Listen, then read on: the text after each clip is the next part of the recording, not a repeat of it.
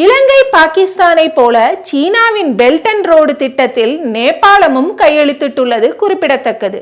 தெற்காசிய அரசியலில் ஆதிக்கம் செலுத்தும் சீனாவுக்கு செக் வைக்க நேபாளம் மீதான அக்கறையை அமெரிக்காவும் விஸ்தரித்தது. 500 மில்லியன் US மதிப்பில் நேபாளத்தில் எரிசக்தி, சாலை, கட்டுமான திட்டங்களை வாரி வழங்கியது ட்ரம்ப் அரசு.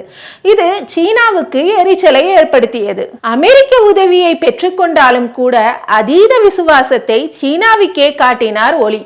அண்மையில் சீனாவில் நடந்த இராணுவத்தின் 2ஆம் உலகப் போர் வெற்றி பேரணிக்கும் சென்று வந்தார். இது அமெரிக்காவை கடுப்பேற்றியதாக தெரிகிறது.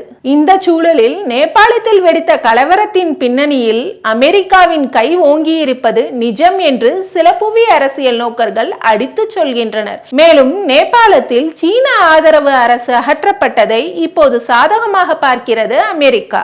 முன்னதாக வங்கதேசத்தில் ஆட்சி மாற்றம் ஏற்பட்ட போது ஷேக் ஹசீனா அமெரிக்கா மீது பரபரப்பு குற்றச்சாட்டுகளை முன்வைத்தார்.